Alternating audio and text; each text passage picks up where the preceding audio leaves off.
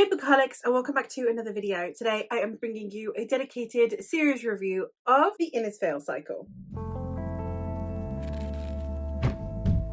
Yes, I do have this ginormous bound up edition. I can hide behind it. It is very large, and this is how you manage to get the entire series because the books are in themselves quite long. So this one contains all three. I am not going to hold it up for the whole video as one, it has glare, and two, I do not have the upper body strength for that, so here it goes. This is a self-published series. I did get sent the first book for review by the author, which was very kind of her, but I did purchase the other two and then obviously also purchased the physical copy because of how much I enjoyed this trilogy. In this story, we are in a world that has been in turmoil in hundreds of years of conflict between the immortal Sifei people and the humans who are known as the Sons of Mil. The king has actually managed to negotiate an armistice and peace between the two collective groups. The peace is tenuous at best, but at least it is peace. We are following Ben Maiden, who was a mercenary who committed a treacherous act, a heinous act that had him excommunicated. Unwilling to interfere at all any further with the affairs of his people after this excommunication, he has decided that he wants nothing more to do with any of them. That is until in a sudden act of conscience, he is brought into rescuing Una. Now, Una is fleeing many different factions politically and socially. She is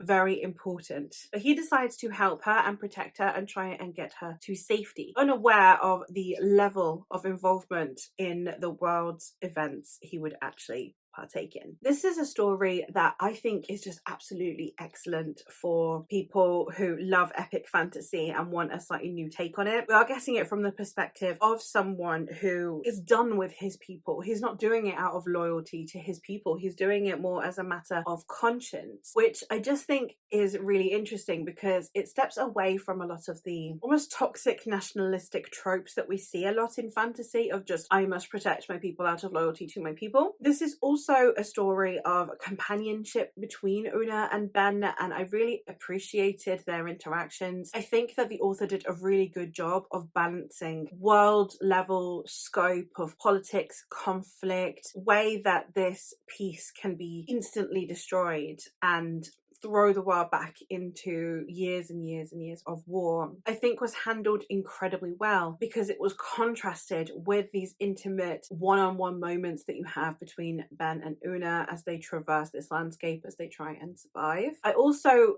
think that the different personalities between Ben and Una really did carry the story. I ended up giving the first book 4 stars and books 2 and 3 5 stars. It was an amazing series to sink my teeth into, and I think for me one of the things that I genuinely really appreciate about the author's writing is that she had a really good balance of ensuring that her descriptions are very immersive but not very long. And as someone who gets bored reading descriptions because I tend to fill in the blanks myself very quickly in my brain, I think that the concise nature of her descriptions and the immersive nature of that, for me, the way that I could really sink into this world very quickly and get my bearings, I think was handled incredibly well. Her prose style is also one that is very epic in feel, and it therefore adds to this epic scope that we get within the narrative, but it also is easy to get through. It's very compulsively readable. Everything that I can say about this series is just that it was incredibly well balanced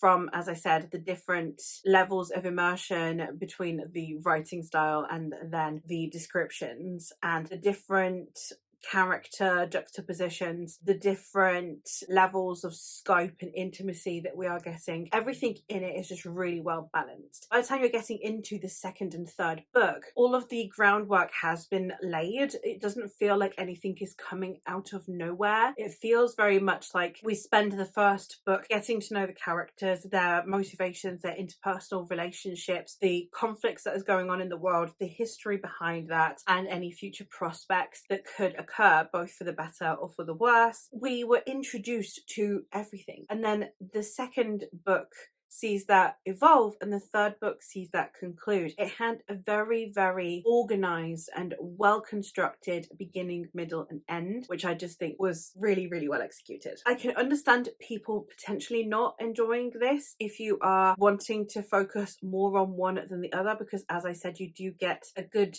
idea of everything going on. So if you're only interested in what's going on with Ben and Una, then any time that you kind of do a bit of a bird's eye and you see what's going on with the world conflict, you might be like, okay, but can we get back to Ben and Una? And likewise, if you're really wanting to know what's going on a larger scale, those moments with Ben and Una, you might be like, okay, I would really like to get back to like global scale politics. But I think that it caters really well to both. So if you actually give both parts of the story equal attention and equal investment, I think that you will be able to really enjoy this series and really get stuck into it. And I just found that I wanted to keep reading. I was reading a book a week because I was reading them digitally, and I just wanted to keep reading. Like whenever I was putting it down, even if I was enjoying the other books I was reading, it wasn't because I was reading other things that I was enjoying less. Even if I was enjoying the other things I was reading, I still just wanted to get back to this. It felt very comforting. It felt like the right place to be. It was very comforting epic fantasy because it's a lot of familiarity, but at the same time there was so many new unique elements to it and so many new